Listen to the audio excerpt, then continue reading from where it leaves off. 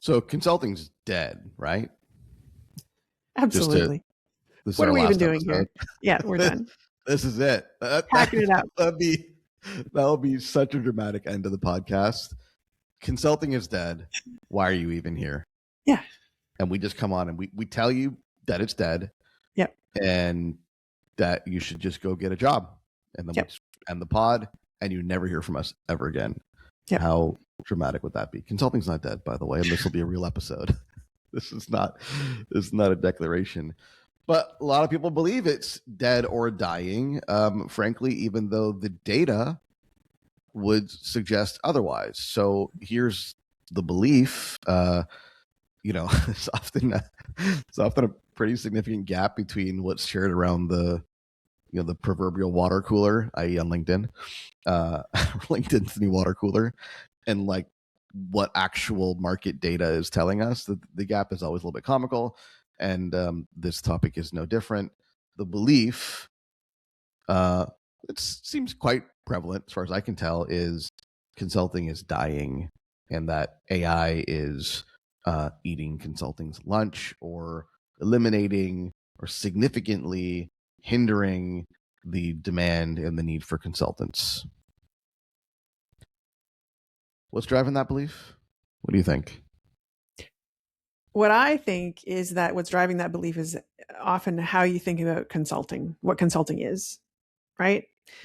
If you think, and a lot of people do, if you think about consulting as just essentially going in and doing part of a job in an organization, then you might be right. Like, I think there are parts of broad consulting that are becoming less available.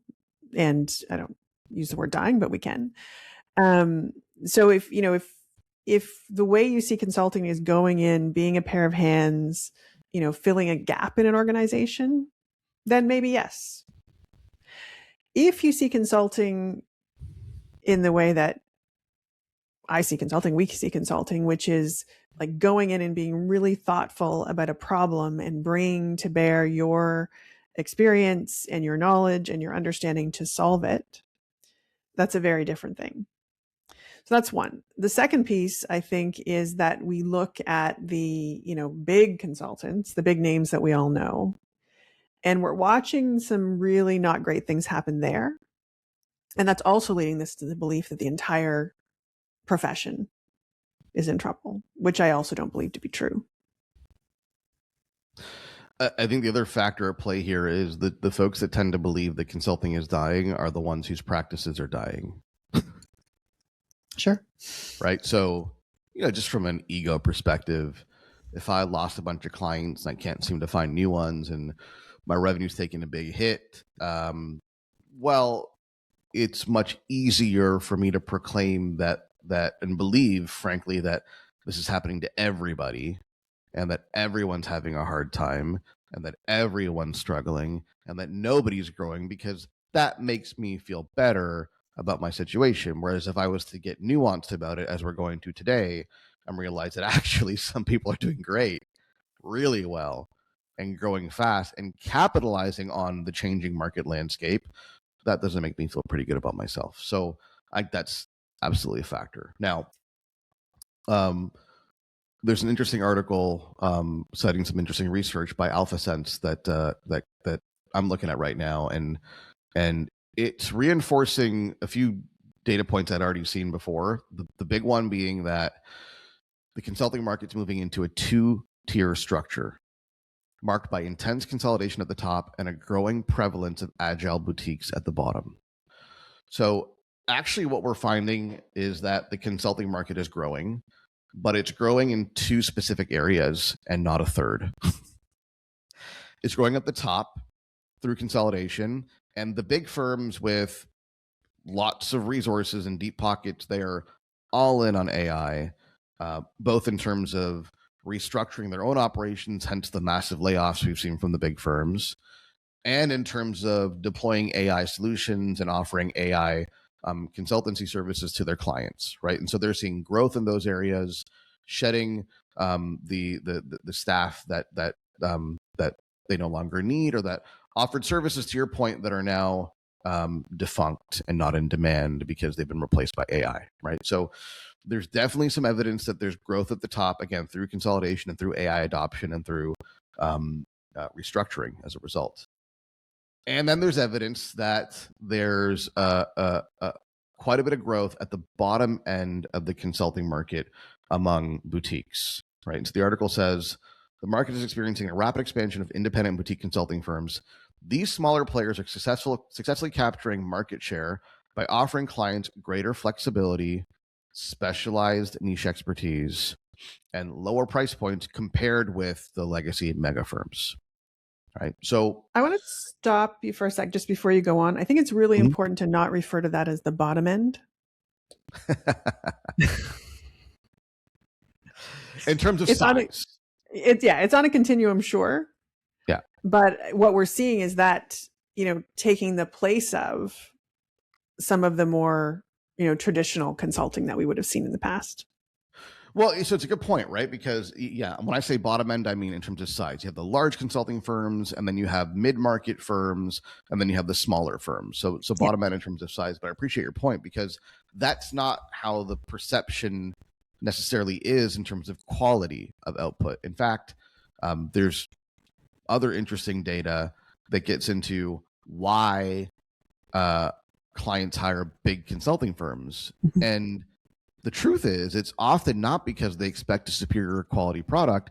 It's because they understand that firm will offer multiple services. Yeah. So instead of working with 10 different firms, they prefer to work with one, giant mammoth of a firm that can do a million different things. And that's really where the big firms shine, is in the breadth of their service delivery.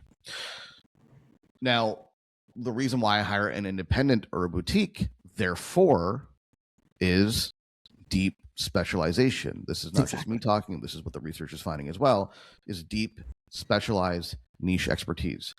So stop there for a moment, because it's hilarious how that's why I hire a boutique. Yet, in our experience, 9 out of the 10 boutiques that we look at or talk to when they come to us are trying to act like they're bigger than they are. Yeah.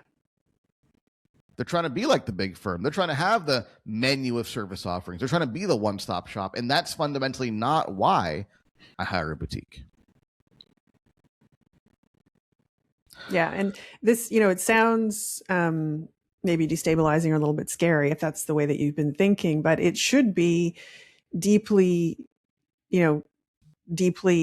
encouraging. Because the reality is, if you're out there as a consultant doing a thing, you have deep knowledge, right? You have a specific thing, and you can probably think about it right now, that if you felt that the market was unlimited, you would choose to do. A, because you enjoy it, and B, because you know that that's where you can have the most impact. And the thing that is driving these folks to try to have this broad menu is because they think they need to, right? Because they think they should, because there's something out there that says, that's the path I need to go down, not because it's the thing that's actually going to make their business the most successful in terms of delivery. And I think often it's because folks sometimes come from larger firms, and that's how larger firms do business. And so they think that's how consulting works. And the reality is that the way a boutique firm can succeed and the way a large firm succeed are two fundamentally different paths. Yeah. And it's worth noting that where we're not seeing growth in the consulting market, so we are seeing growth in the top end for the reasons I mentioned, and we're seeing growth among the boutiques, not the bottom end, among the boutiques and independents. Where we're not seeing growth, and where we're seeing actually receding growth, if you will, is in the mid-market, right? So the mid-market's kind of in this no man's land, right, where they don't have the resources of the larger firms to undergo, massive change and rapid AI adoption and rapid testing of models and rapid deployment, simply by just throwing money at the problem, and heavy restructuring. The mid-market's not able to move that quickly because of a lack of resources, and not able to move that quickly as the boutiques because of size. They have more infrastructure, more people, more overhead, and so they just can't adopt and innovate as fast. And I think that's This is my interpretation, at least, that's causing some of the stagnation in the mid-market.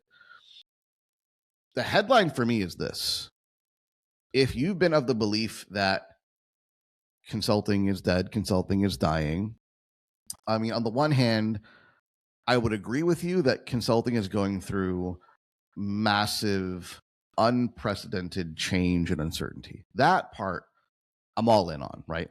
It is not business as usual. You cannot effectively be selling services you sold in 2020 and expect to get the same results. Your services have to change.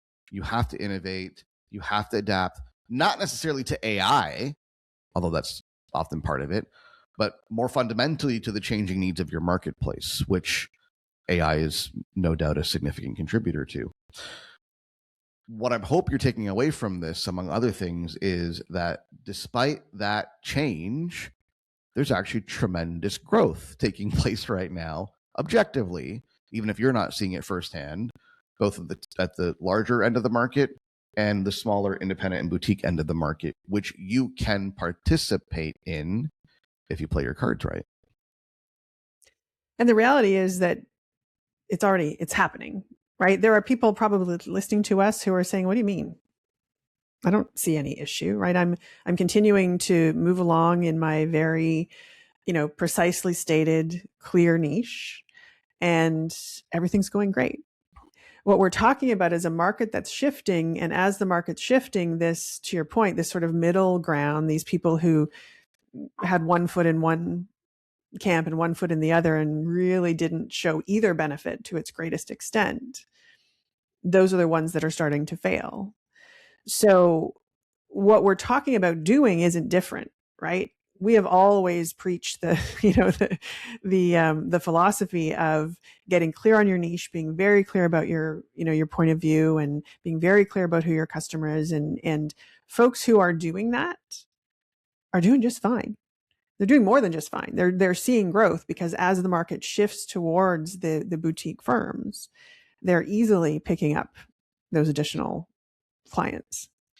Yeah, and I think it's worth noting, the market isn't shifting towards boutique firms. The market is shifting towards deeper specialization. Yes. Which tends to favor the boutique firms, right? And that's, again, I hope the other thing you're taking away from this is, why do I hire an independent or a boutique? And a lot of people think it's because of cost, and that should not be the driving motivation to become a boutique, because the real value that you provide is your deeper specialization and subject matter expertise in a particular area. That's what now clients are looking for more so than ever before, which tends to gravitate them towards the boutiques. Yeah. And as a boutique, call it a firm, even if it's just you, right? You have an easier path, right? You have a better opportunity. You have the opportunity to be so clear and to be so kind of committed and focused that nobody can question if you are the one that is able to best solve their problem or move them in the direction they need to move.